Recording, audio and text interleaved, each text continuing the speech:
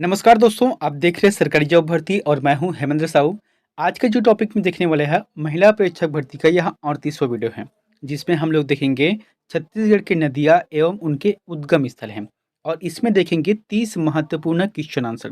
दोस्तों आपको जो है कोई भी एग्जाम अगर आप दिला रहे हो छत्तीसगढ़ का, उसमें देखना 1 से 2 नंबर का या 3 नंबर का छत्तीसगढ़ के उद्गम जैसे कि नदियाँ है या उसके जो सिंचाई क्षेत्र है या उसके जो जलप्रपात है, ये हमेशा पूछे जाते हैं, 3 से 4 नंबर के पूछे जाते हैं, जिसमें से नदियाँ संबंधित 1 से 2 नंबर तो पक्का है। अगर आज का जो वीडियो देख लेते हो तो आपके लिए यह 1 से 2 नंबर पक्का हो जाएगा। अब ऐसा नहीं कि सिर्फ़ नदियों का 30 ही प्रश्न बनते हैं, बहुत सारे बनते हैं, लेकिन मैंने जो इम्पोर्टेंट है उसी पॉइंट को यहाँ पर लेकर आया हूँ, ठीक है? और जो आगे वीडियो आएगा उसमें और भी आएगा। तो फिर आप जो है अगर चैनल पर नए हो तो चैनल को सब्सक्राइब कर लेना और बेल आइकन को ज़रूर दबा देना। साथ ही इस वीडियो का अगर आपको फ्री पीडीएफ चाहिए तो टेलीग्राम चैनल पर जाना, वहाँ से आप लोगों को फ्री पीडीएफ मिल जाएगा। तो चलते हैं यहाँ पर वीडियो की तरफ। इसका एग्ज़ाम डेट अभी तक नहीं आया है, लेकिन हो सकता है अगस्त के अंतिम तक आ जाए। तो फिर आप जो है अपना तैयारी रखो, क्योंकि देखो 13 अगस्त वाला तो कैंसल हो गया, व्यापम ने खुद से पल्ला झाड़ लिया है। लेकिन इतना पक्का है कि हो सकता है कि अगस्त के पहले मतलब हो सकता है 25 तारीख या 30 तारीख के आसपास आ जाए, क्योंकि बहुत सारे जो कोचिंग संस्थान हैं वो लोग यही कह रहे हैं कि हो सकता है कि अगस्त के आसपास ही आ जाए। तो फिर आपको जो है एक टारगेट मानकर चलना है कि अपने को जो सिलेबस है वहाँ कंप्लीट करना है, ठीक है? तो मैं क्या है धीरे-धीरे जो लगा हुआ हूँ, तो आज का जो है वीडियो 38वां नंबर है, यानी कि इससे पहले 138 वीडियो बन गया है। तो फिर अगर जिन्होंने अभी से स्टार्ट किया है पढ़ना या जिन्होंने अभी तक नहीं देखा है, वो पूरे 138 वीडियो को देख लोगे ना, तो आपका सिलेबस बहुत ही ज़्यादा कवर हो जाएगा। और थोड़ा बहुत तो आपको ही पढ़ना पड़ेगा, क्योंकि बुक से पढ़ना पड़ेगा, ठीक है? सभी चीज़ों को अगर यूट्यूब से कंप्लीट करना चाहोगे तो ऐसा नहीं हो सकता। कुछ ऐसे टॉपिक रहते हैं जिसे आप जो है पुस्तक से पढ़ना पड़ेगा, ठीक है? अब चलते हैं यहाँ पर वीडियो की तरफ। पहला प्रश्न देखते हैं, तेलिन घाटी किन दो अफवाह तंत्रों को अलग करती है? बहुत ही इंपॉर्टेंट प्रश्न है, आराम से बताऊंगा, समझते हुए बताऊंगा, ठीक है? देखो, तेलिन घाटी किन दो अफवाह तंत्र, तो छत्तीसगढ़ में कितने अफवाह तंत्र है, प्रश्न तो यही बनता है। तो इसका जो जवाब रहेगा 4 है। बेसिक रूप से 4 है, लेकिन कभी कभी एक और बढ़ा देते हैं ब्रह्मांडी अफवाह तंत्र को, लेकिन ऐसा नहीं है, सिर्फ 4 है। कौन कौन से हैं? सबसे बड़ा है महानदी अफवाह तंत्र, दूसरे नंबर पर आता है गोदावरी अफवाह तंत्र, तीसरे नंबर पर आता है जो है सोन नदी अफवाह तंत्र आता है, और चौथे नंबर पर आता है नर्मदा अफवाह तंत्र आता है।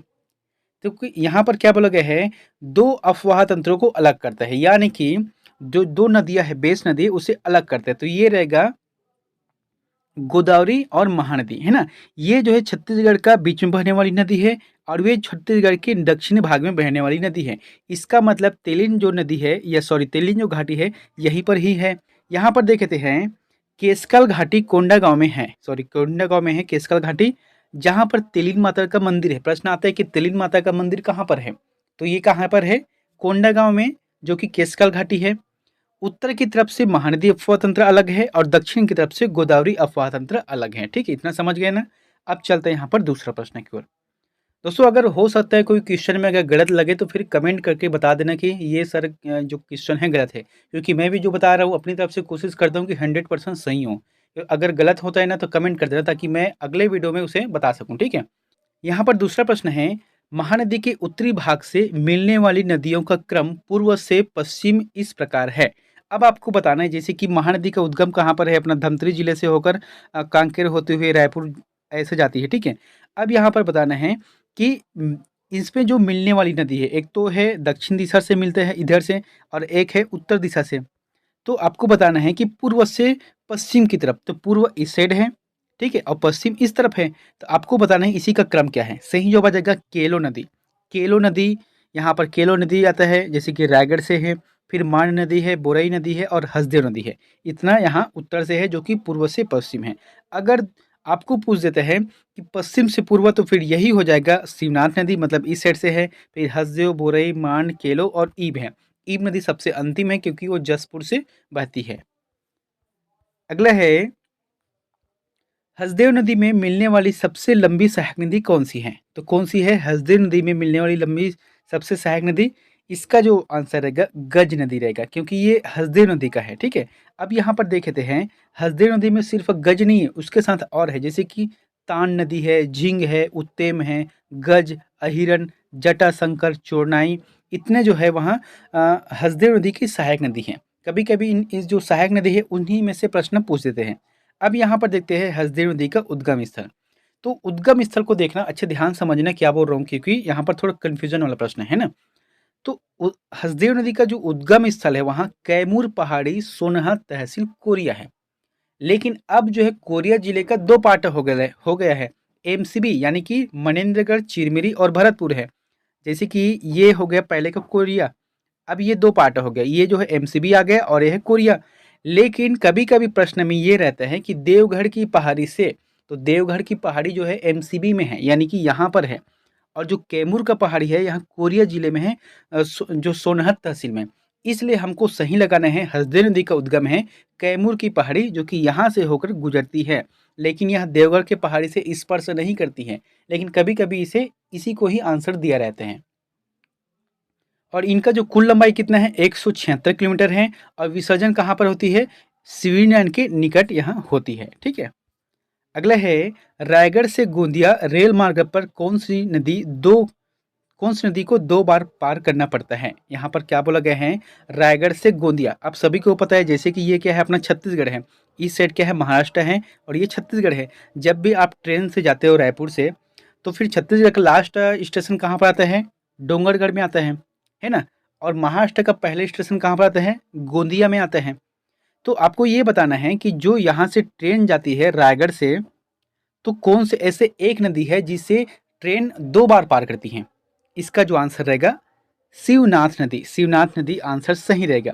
यहाँ पर लिखा है कि रायगढ़ जो कि छत्तीसगढ़ में है और गोंदिया जो कि महाराष्ट्र में है, रेल मार्ग पर शिवनाथ नदी को दो बार पार करना पड़ता है। अगला है किस नदी को संस्कृत साहित्य में हिरण्यबाहु कहते हैं।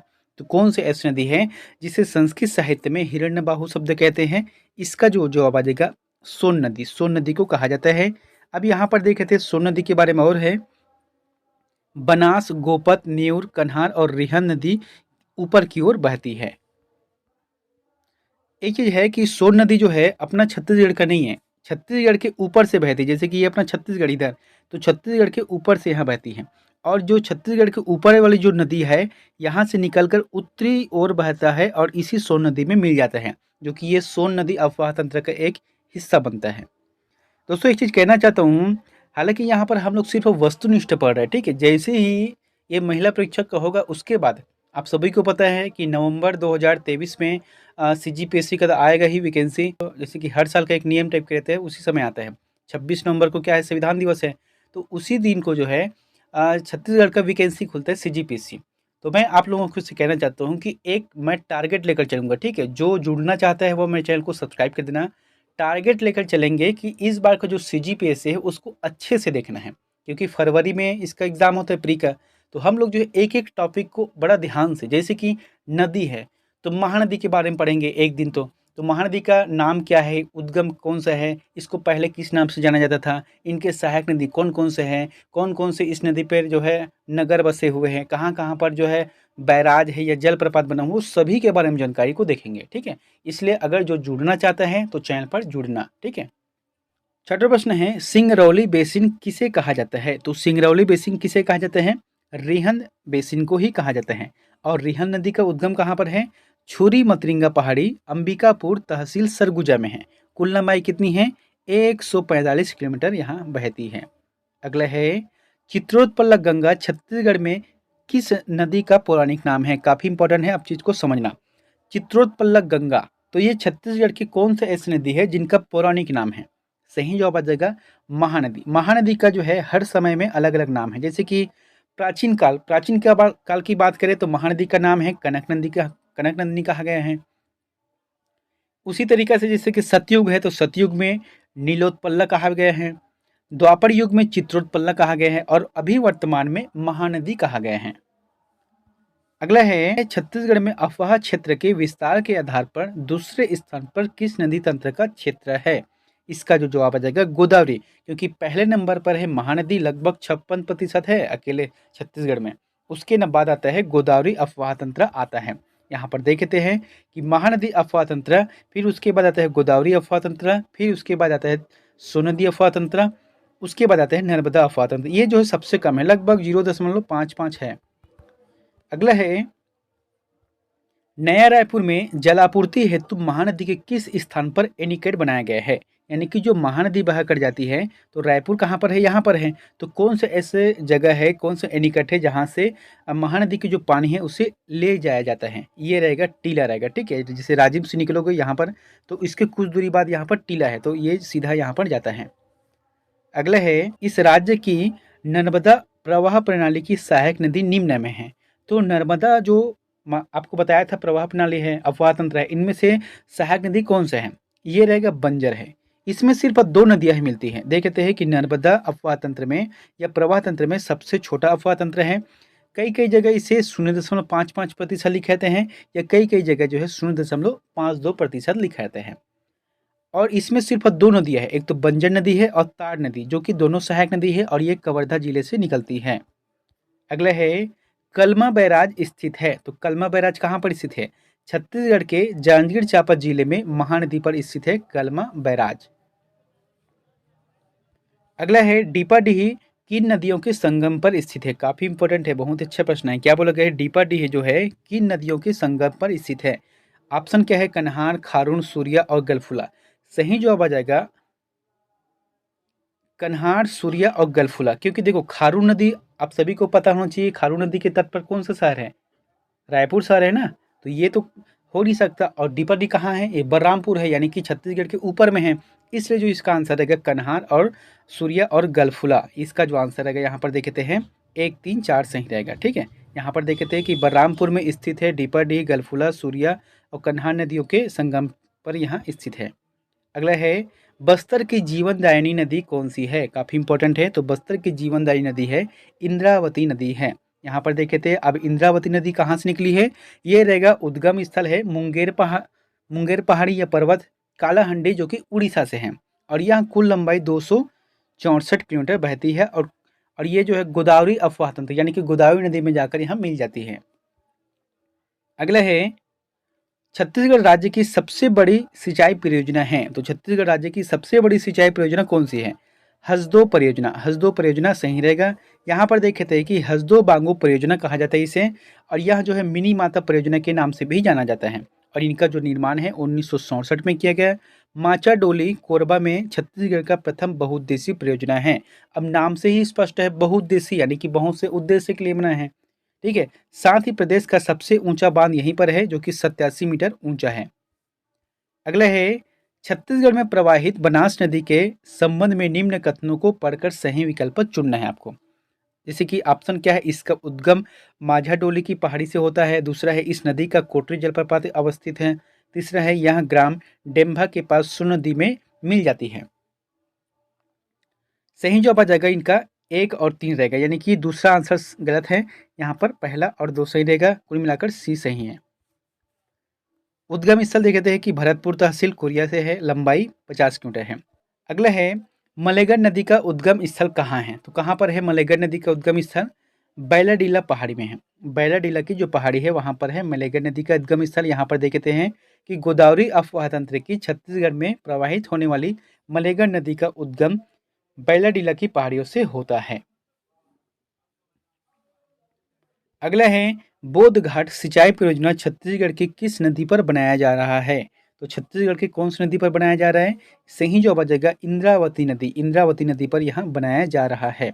देखते हैं कि दंतेवाड़ा जिले के बारसूर में इंद्रावती नदी पर बोधघाट सिंचाई परियोजना निर्मित किया जा रहा है। यानी कि ये तो बन गया है, लेकिन कुछ कुछ अभी भी बचा हुआ है बनाने का।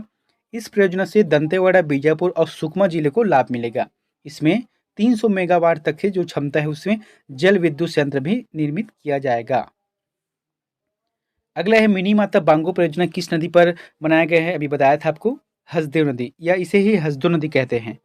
कोरबा जिले के कटघोरा के निकट बांगो ग्राम में हसदेव नदी, जो कि राज्य की सबसे ऊंची मिनी माता बहुउद्देशीय परियोजना है।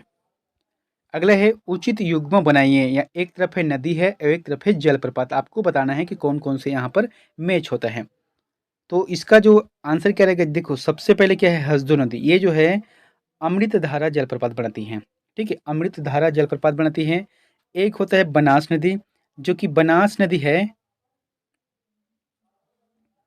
2 नंबर पे है, ठीक है। ये रहेगा रामदा में है। उसके बाद आता है स नंबर, यानी कि इंद्रावती नदी चित्रकूट बनाती है। चित्रकूट जलप्रपात है ना, और मुनगा पहाड़ है वहाँ तीरथगढ़ जलप्रपात बनाती हैं। इसका जो आंसर रहेगा 4, 2, 1, 3 सही रहेगा। अगला है, राज्य में कौन सा सिंचाई स्रोत सुनिश्चित सिंचाई स्रोत माना जाता है? तो छत्तीसगढ़ में कौन सा है जो कि सुनिश्चित सिंचाई स्रोत माना जाता है? जैसे कि जलाशय या नहरें है, नलकूप है, तालाब है, कुएं हैं। यहाँ पर जो ऑप्शन दिए गए हैं उसमें से सही जवाब आ जाएगा 1 और 2, यानी कि जो जलाशय एवं नहरें हैं और नलकूप है, ये जो है छत्तीसगढ़ में विशेष रूप से पाया जाता है, और तालाबों से नहीं किया जाता। छत्तीसगढ़ में उतना संसाधन मतलब साध्य नहीं है कि वहाँ तालाबों से पूर्ति कर सके। अगला है, सीता नदी वन अभ्यारण्य में खालिस्तान जलाशय स्थित है, बहुत ही इंपॉर्टेंट है। अच्छा, यहाँ पर बताओ कि जो सीता नदी अभ्यारण्य है वो कहाँ पर है? ये धमतरी जिले में है। तो यहाँ पर कौन सा जलाशय स्थित है? इसका जो आंसर रहेगा वहाँ सोंढुल, सोंढुल है। यहाँ पर देखते हैं कि धमतरी जिले में सोंढुल नदी पर स्थित सोंढुल जलाशय सीता नदी का अभ्यारण्य के अंतर्गत निर्मित है। अगला है, शिवनाथ नदी में मिलने वाली सबसे लंबी सहायक नदी कौन सी है? काफी इंपॉर्टेंट है। तो शिवनाथ नदी में मिलने वाली सबसे लंबी सहायक नदी है मनियारी नदी है। अब देखे थे यहाँ पर शिवनाथ नदी में दो तरफ से, जैसे कि ये शिवनाथ नदी है, तो उत्तर से जो, जैसे कि उत्तर से इस दिशा से है और दक्षिण दिशा से बहने वाली नदी को देखे थे। उत्तर से हाप नदी, मनियारी नदी जो कि 134 किलोमीटर है, अरपा, लीलागढ़, आमनेर और सकरी नदी है। जबकि दक्षिण से है खरखरा, खारून, ये भी दक्षिण से 84 किलोमीटर है, तांदुला और जमुनिया नदी है। अगला है, माता दंतेश्वरी का मंदिर किन नदियों के संगम पर स्थित है? ये रहेगा संखनी और डंकनी। जैसे कि एक तरफ है संखनी नदी, एक तरफ है डंकनी नदी, तो यहीं पर स्थित है माता दंतेश्वरी का मंदिर है। अगला है, जोक नदी का उद्गम स्थल है, काफी इंपॉर्टेंट है। तो जोक नदी का उद्गम स्थल कौन सा है? सही जवाब आ जाएगा सोनबेरा, सोनबेरा है। और यहाँ पर देखते हैं कि उद्गम जो है उड़ीसा के सोनबेरा पठार से होता है, और यह नदी छत्तीसगढ़ के महासमुंद एवं बलौदाबाजार से प्रवाहित होते हुए शिवरी नारायण के निकट महानदी में मिल जाती है। अगला है, नांदघाट किस नदी के किनारे स्थित है? काफी इंपॉर्टेंट है। तो नांदघाट कौन सी नदी के किनारे स्थित है? शिवनाथ नदी, अभी बताया था आपको।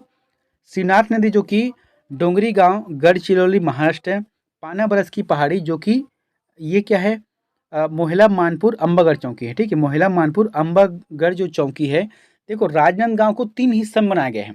इस चीज को याद रखना है, जैसे कि एक राजनांदगांव यहाँ पर पहले था, लेकिन अब जो है मोहला मानपुर अंबागढ़ चौकी है, और ये जो है पहले से है वहाँ राजनांदगांव है, और यहाँ पर एक और है जो कि गंडई वाला इलाका है। ठीक है, तो ये क्या हुआ, 3 अलग अलग जिले बन गए हैं। तो अब जो है शिवनाथ नदी का जो उद्गम स्थल आ जाएगा पाना बरस की पहाड़ी, जो कि मोहला मानपुर अम्बगढ़ चौकी से आता है, और इनकी जो कुल लंबाई है 290 किलोमीटर छत्तीसगढ़ में बहती है। अगला है, राजिम स्थित त्रिवेणी संगम में कौन सी 3 नदियां मिलती है? काफी इंपॉर्टेंट है। ये रहेगा पैरी, सोढ़ुल और महानदी। यहाँ पर समझते थोड़ा सा बता देना चाहता हूँ कि महानदी पर 3 जो है विशेष रूप से संगम हैं। कौन कौन से हैं? सबसे पहले आता है राजिम आता है। राजिम के पास जो है महानदी है, पैरी नदी है और सोढ़ुल नदी का संगम होता है। फिर जाने के बाद आता है शिवरी नारायण आता है। तो शिवरी नारायण में महानदी हो गया, शिवनाथ नदी हो गया, और एक है जोंक नदी है। ठीक है, उसके बाद आता है चंद्रपुर, यानी कि जो चंद्रहासिनी माता है वहां पर आता है एक महानदी है। महानदी के बाद लात नदी है, लात नदी के साथ है मान नदी है। ये 3 नदियां जो है कि मिलती है। अगले है, कौन सी सिंचाई परियोजना महानदी पर नहीं बनी है? तो मिनी माता बांगो सिंचाई परियोजना महानदी पर नहीं बनी है, क्योंकि ये हसदो नदी का है। तो महानदी पर है साराडी बैराज, बसंतपुर बैराज और मिरौनी बैराज यहाँ पर स्थित है। मिनी माता बांगो परियोजना कोरबा में है, हसदो नदी के में बना हुआ है। अगला है, बंजर नदी किस अफवाह तंत्र में सम्मिलित है? मैंने आपको बताया था बंजर नदी नर्मदा अफवाह तंत्र में सम्मिलित है। नर्मदा अफवाह तंत्र में 2 नदियां है, एक तो बंजर और तार नदी इसमें सम्मिलित होता है, कवर्धा जिले से यहाँ बहती है। अगला है, छत्तीसगढ़ राज्य में सिंचाई का मुख्य स्रोत है। तो छत्तीसगढ़ में राज्य में सिंचाई का मुख्य स्रोत कौन सा है? आपको बताना है, नहरें है, तालाब है, कुआं है, नलकूप है। सही जवाब आ जाएगा नहरें रहेगा। छत्तीसगढ़ में सबसे ज्यादा नहर का विस्तार है।